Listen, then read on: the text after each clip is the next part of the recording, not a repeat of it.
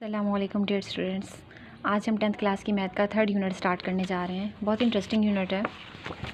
यहाँ पे लिखा हुआ है मैट्रिसेस एंड डिटर्मिनेंट्स। ठीक है, मैट्रिसेस जो लफ्ज़ है ये मैट्रिक्स का प्लूरल है, ये सिंगुलर वर्ड है। ठीक है जी।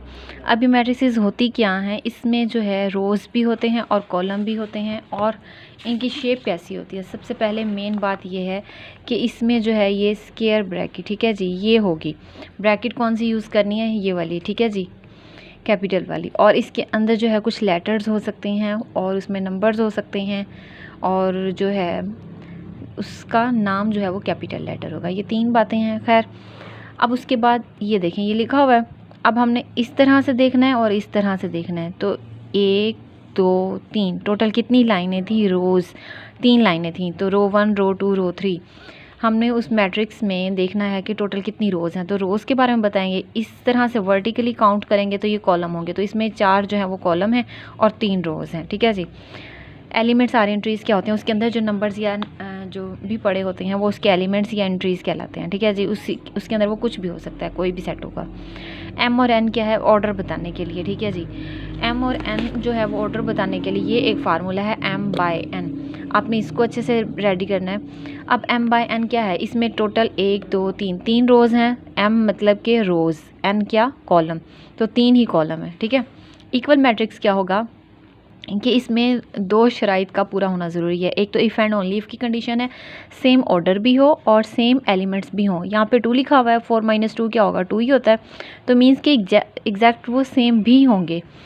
खैर, अब हम यहाँ पे बात करेंगे। फर्स्ट क्वेश्चन है हमारे पास, यहाँ पे लिखा हुआ है write the number of the rows and number of column in each matrices. हमें सिर्फ काउंट करना है और बताना है कि रोज़ और कॉलम हमारे पास टोटल कितने हैं।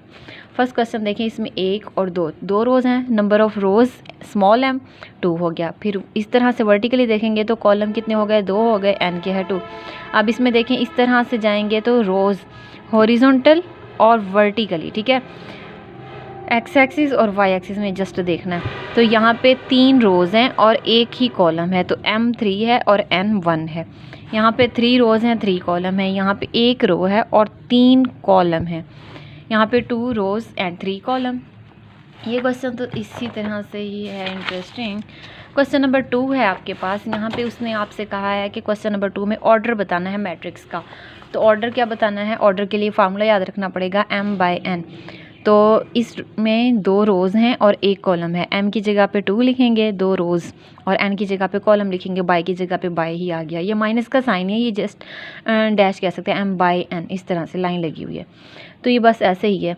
अब इसमें देखो m बाय n है, 1 रो है और इस तरह से 2 कॉलम है। तो 1 बाय 2 2 बाय 3 3 बाय 2 2 बाय 2 ये रोज़ और कॉलम बताने थे। इसमें एक ही रो है और एक ही कॉलम है, 1 बाय 1 हो गया। थर्ड क्वेश्चन है, इसमें लिखा हुआ है जी find the right the following matrices are equal. आपने जस्ट ढूंढ के बताने के कौन सी एग्जैक्ट एक जैसी हैं, इक्वल कौन सी हैं। रैंडमली एफ तक पड़ी हुई हैं। आपने ये बताना है कि ये वाला किसके एक जैसा है, ये किसके जैसा है, एक जैसे जस्ट आपने ढूंढने हैं। तो मुझे फ़िलहाल ये देखें बी और डी एक जैसा लग रहा है। कैसे, 5 और 4 क्या होता है, 9। ये भी 9 है, ये भी 9 हो गया। 8 - 1 क्या होगा, 7। 8 के साथ नेगेटिव है और यहाँ पे -7 है, तो ये भी -7 हो गया। बड़ी वैल्यू के साथ नेगेटिव आएगा। खैर, यहाँ पे मैंने सारे सेट्स लिख दिए हैं। अब इसका सॉल्यूशन में मैंने यहाँ पे ये देखें ए और एफ़ का बताया है। 3 - 3 क्या होगा, 0। ये 3 एज इट इज़। 3 + 1 क्या है, 4। 1 वैसे ही। तो ये दोनों एक जैसे हो गए, ए और एफ़। तो हमने बताया कि उसकी डेफिनेशन लिख दी इक्वल साइड की, कि इसमें ये एक जैसा क्यों है, because same order and same elements. ठीक है, ऑर्डर भी एक जैसा हो, मतलब 2 बाय 2 3 बाय 3 जो भी है, 1 बाय 3, तो वो ऑर्डर का और उन इंट्रीज़ का या एलिमेंट्स का एक जैसा, इन 2 बातों का एक जैसा होना ज़रूरी है। कोई अगर एक बात पूरी नहीं होगी, कोई एक भी मिस हो गई, तो वो फुलफ़िल नहीं होगी, डिफ़ाइन मतलब वो नहीं होगा इक्वल। दोनों बातों का पूरा होना ज़रूरी है। अब देखो, इसमें 9 और 7 है, बी हमने बात की, बी और डी इक्वल हो गया। इसी तरह सी और ई आपस में है। 2 3 6, 2 2 4, 4 + 4 8, 2 - 1 1, 4 - 2 2, 3 + 0 3, 6 और फिर 1, मतलब कि ये आपस में एक जैसे हो गए हैं। बहुत ईजी हैं ये। आज हमने फर्स्ट 3 क्वेश्चन किए हैं। ओके हो गया जी।